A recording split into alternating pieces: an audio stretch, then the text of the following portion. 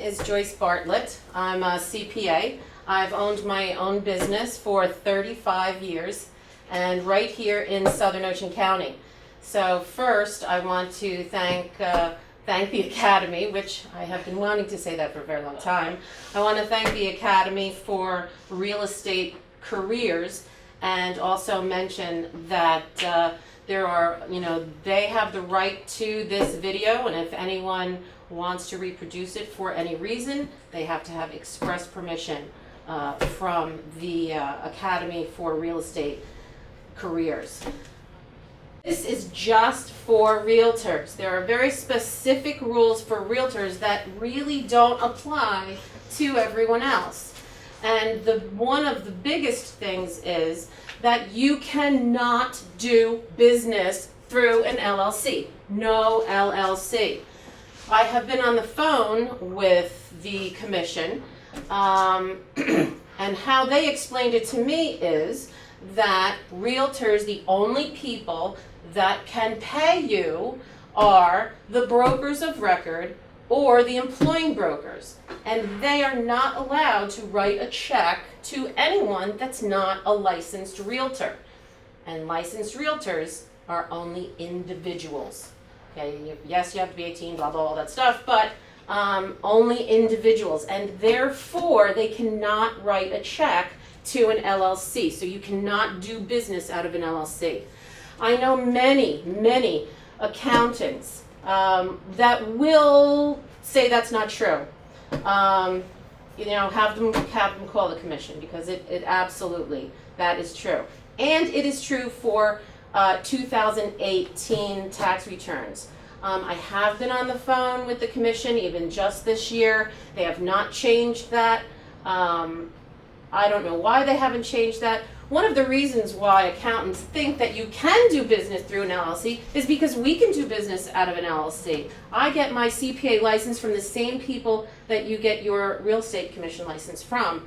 But I'm allowed to also own an LLC, and as long as all the members of that LLC are CPAs, then that gets a license as well. Physicians, same thing. Lawyers, same thing. They're allowed to own an LLC.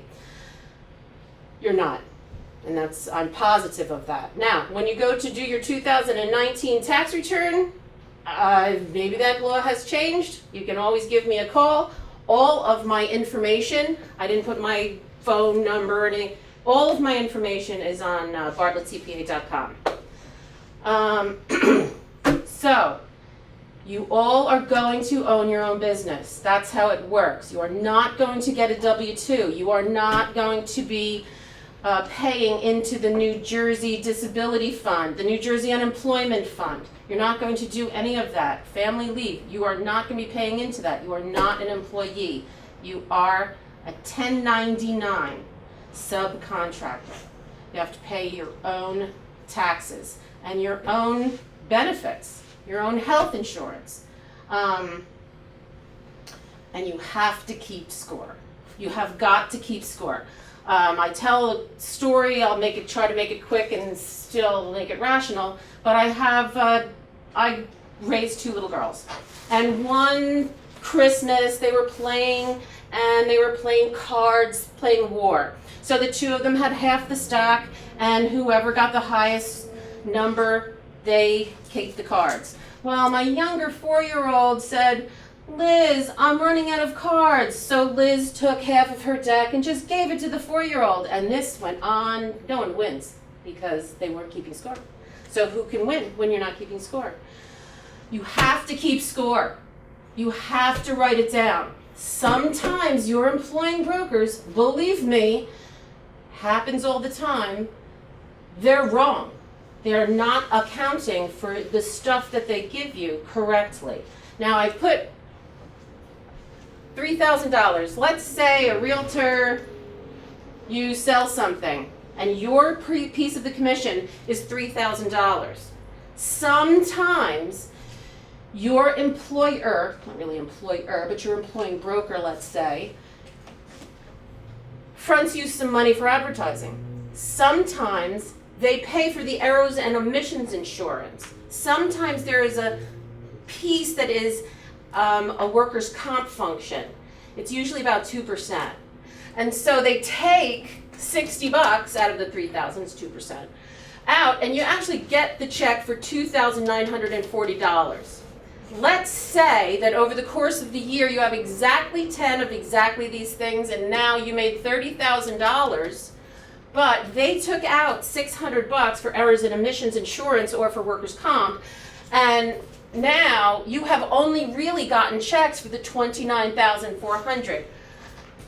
And I do taxes for many, many realtors. Some of those brokers give you the 1099 for $30,000, and therefore you can claim that $600 as an expense. Sometimes though, the actual check that goes out for $29,400, that's what you get the 1099 for. So you can't claim that $600 again as an expense. But you have to know, because everyone is different. Also, sometimes they're just wrong. They're just wrong. They make a mistake. They send a check to Sandy Smith, and poor Sandy Smythe gets the credit for getting paid. It happens. It happens a lot. So income, you have to keep score. Expenses, you have to keep score. If you become a real listing agent and you have 2 or 3 or 4 listings, you're spending a lot of money on advertising. You have to keep score. Now, I don't have, what I normally do is I have a checkbook, Bartlett CPA. I have a different checkbook, Joyce Bartlett. I have 2 separate charge cards. One is for when I have a business charge, I use that charge card. It's blue for business. I have another charge card. It's not quite pink, it's kind of red, but it's P for personal, red charge card. That one I use when it's a personal expense. So at the end of the year, all I have to do is print out my bank statements, 12 bank statements and 12 credit cards, and I have everything I need to prove my deductions. It's not enough that you spent money. You have to prove it. Upon audit, you have to prove that you spent the money. So, let's start with expenses. You have to keep track. You have to keep score. I know I keep saying that over and over and over, but you cannot imagine the bags of stuff that I get with sometimes napkins in there. I don't know why. I get receipts for, no, this is not deductible. Haircuts, no, you cannot. Well, I have to go out into the public. I don't care. No, your haircut is not deductible. Actually, my haircut is deductible today because I needed it to go on this camera. Anyway, cell phone. Your cell phone is not 100% deductible. It is not. And don't try to get 2 cell phones, because then it's a farce, okay? 1 cell phone, it's your cell phone. Normally a cell phone is about $100 a month. If nobody really, you have to prove it. So if you say, well, I spend 85% of my time on the phone, and therefore 85% of my cell phone bill should be deductible. Yeah, and how are you going to prove that? Upon audit, you have to prove that kind of stuff. So just use half. Everybody accepts half. I've been doing this a long time. There's not an auditor in the world that will not accept half. So 50% of your cell phone bill, that is deductible. Office in the home. 98% of realtors cannot claim office in the home. And the reason for that, and if your accountant says, sure, I'll claim office in the home, say there's a very old court case, IRS won it, Dr. Simpson versus the IRS. If you have a desk available to you in that office, then you do not have an office in the home. You can't have an office in the home also. Now there was way back a virtual, I think it was Exit Realty or something. It was kind of, everything was virtual. They didn't really have any offices here in Ocean County. I think the only office was up in Huntington. That guy got a letter from Exit and the broker that said, we do not have a desk available for him. He can claim an office in the home. Office in the home means that if your office is 10 by 10, your house is 1,000 square feet, then you can claim 10% of the value of the house and depreciate that. The rug, the 10% of the electric, 10% of the gas charges. So that's a lot of expense. I am telling you, you cannot. You cannot, as long as your broker has a desk available to you, you do not have an office in the home. Now, if you buy a desk for your house, that's deductible. It's equipment. It's furniture and fixtures. You can deduct that.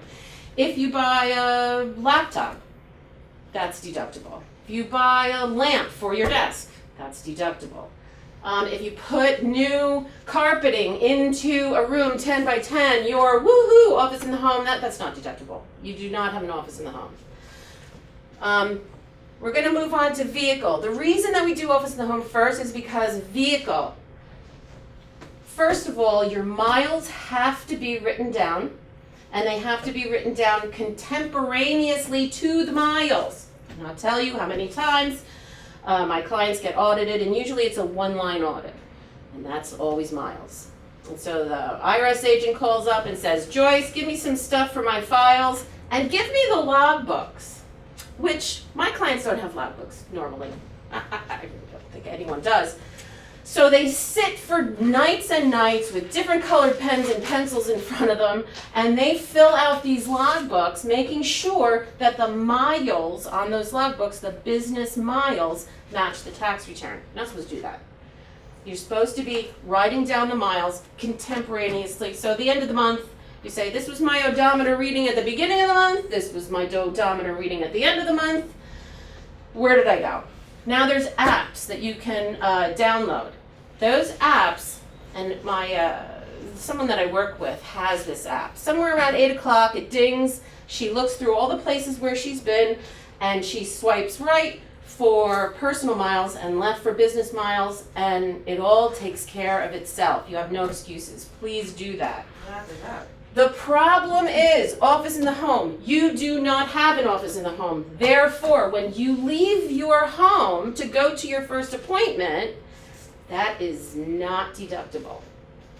It is not deductible because it's just sort of commuting. Okay.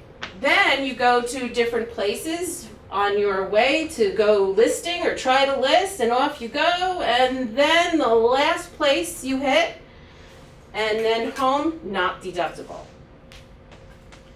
That's really important. This is 58 cents per mile.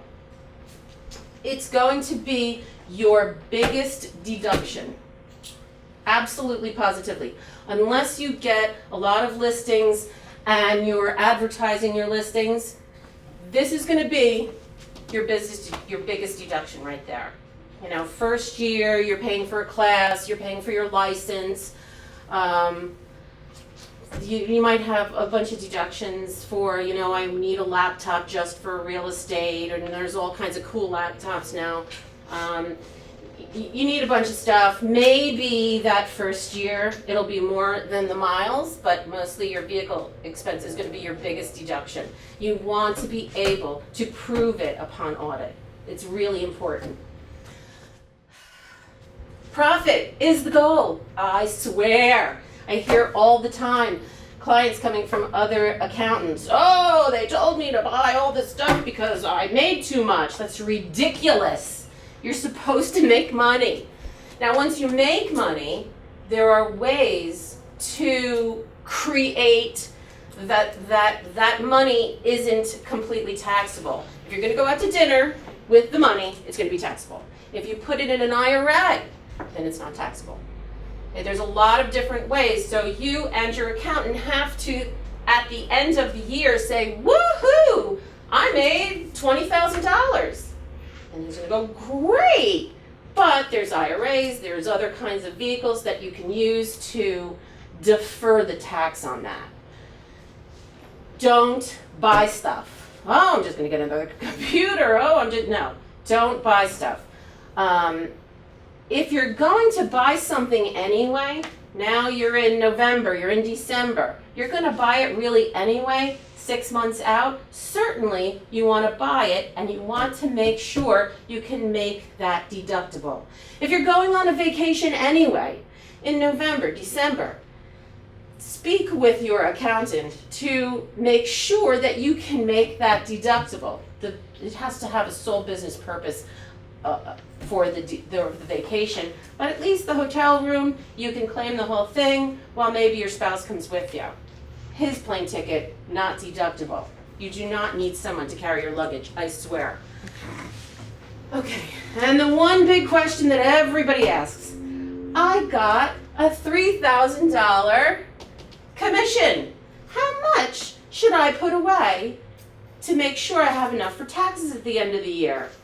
My answer to you is no one knows. Every person is completely different. And I'll show you polar opposites. I have a client, Mary. Mary has a Schedule C. She's a sole proprietor. She is a realtor. This is going to be you. It means exactly the same thing. She made $30,000. Same as over here. She can find $10,000 worth of expenses between her vehicle, stuff she bought that is depreciating, her cell phone, some office stuff, stamps, some advertising she's done. So she made $20,000. This is not a tax return. It is just a reporting document. The government just wants you to tell them how much was income, how much was expenses, and how much now do I put on the face of my tax return. This is the actual tax return that says, well, in my household, my husband makes $100,000, I made $20,000. So with that $120,000, then you figure out the federal income tax, the state income tax, and because you are self-employed, you're not getting a W-2. So with a W-2, the government takes about 7.5% and puts it to Social Security. Your employer takes another 7.5% and gives it to the government for your Social Security. Now though, you own your own business. So you are both the employee and the employer. So it's about 14%. I'm rounding numbers here. It's about 14% of that $20,000 you have to pay in Social Security tax. It's actually called self-employment tax because of who knows why. They want to hide it, I don't know. $2,400. These people, because Joe has been a single earner household for all this time, and he always gets about $2,000 back. Except now, his income, her income is on top of his income. And so they're in the 30% tax bracket. 30% federal income tax. Let's put that up there. State income tax on top of his $100,000 is probably another 7% state income tax. Now, as I just said, that self-employment tax is 14%. Woohoo! We're over 50% of her money is taxed. So you think, woo, I made $20,000. Don't spend it. Because if you are in a household that's been making a bunch of money, your income, your bottom line is going to be on top of his or hers. But let's say that's not the case at all. Let's say that Mary is a single person and she has 3 kids and she's trying to survive on $20,000. And thank God for Bill Clinton. He says, well, if you're making $20,000 and you have 3 children, then your federal income tax is 0. Your state income tax is 0. Again, Social Security, you got to pay that, $2,400. But then, because you have children, you get earned income credit. You get child tax credit. You get additional child tax credit. You get child care credit if you're sending them into a daycare so that you can work. And all of a sudden, you're getting $8,400 in credits. and you get $6,000 refund. So if you're married and you are married to Joe, they're gonna owe $6,000. If you're married, you marry and you have 3 children and you're trying to survive on $20,000, you're gonna get $6,000 refund. I'm trying to impress upon you that when someone says to me, so how much should I keep out of my $3,000 commission? I'm going to tell you, you need to go to your accountant and really work the numbers. And you need to go not only after January, February, and March every quarter, but you have to, if all of a sudden you're really making some money, you have to go more often than that. Because you really need an estimate. So I've taken most of my time to explain this because this is dangerous. Because Mary that's married to Joe said, I made $20,000. That's all I made. What do you mean? We owe $6,000. We usually get $2,000 back. And I say, yep. And then they go somewhere else for their account the next year. So I just want to make sure that you understand that there is a huge divide when it comes to commissions and how they're taxed. But they're always taxed by self-employment tax or Social Security tax. That is pretty much it, except to say that if you want to build your business, and I have been watching generally people make and spend money. Most of my clients own businesses. I do 450 tax returns a year. Most of those people own their own business. The people that survive, really survive over 10, 15, 20 years, they pay attention to be good at what they do. They do not advertise themselves. They sometimes advertise their product, very rarely, but you will get business through referrals. Normally it's 2 people that if Joe Blow needs a realtor and he hears from one person, Bob's a great realtor. If he hears from a second person that Bob's a great realtor, he is going to call Bob. And that is how you build your business. Don't pay for billboards or pens or little stickies that say, hi, I'm a realtor. Please don't do that. Just please don't do that. But you have to be good at what you do. You have to answer the phone.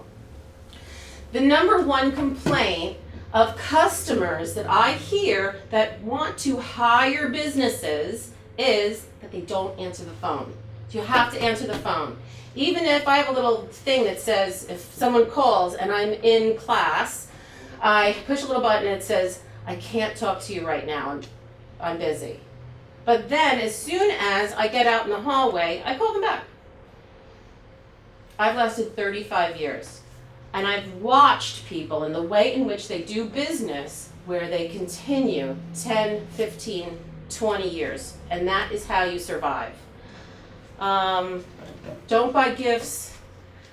I hear realtors tell me all the time, they buy gifts. You are not going to get business because you're buying them gifts. You're going to get business because you sold their house or you found them their forever home. You could give them a bottle of wine and then find out that Uncle Larry was an alcoholic. Please don't do it.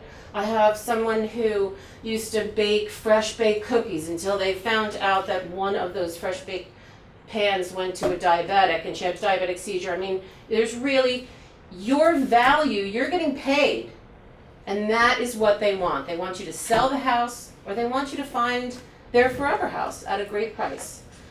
And that is pretty much all except for this question. I have a question for you. So when we talk about taxes, right? Let's talk about state tax. Do we could pay state tax all at once at the end of the year, or do we do that quarterly? It depends. The first year that you do business, you can pay it at the end of the year. But if you're paying like $2,000 in state, I guess I'm losing, in state tax, you want to pay an estimated payment coupons. But it's really hard to calculate it, as you can see. Right. Very difficult. Anybody? No? Thank you. Thank you. Thank you, Tom. And thank you to the Academy.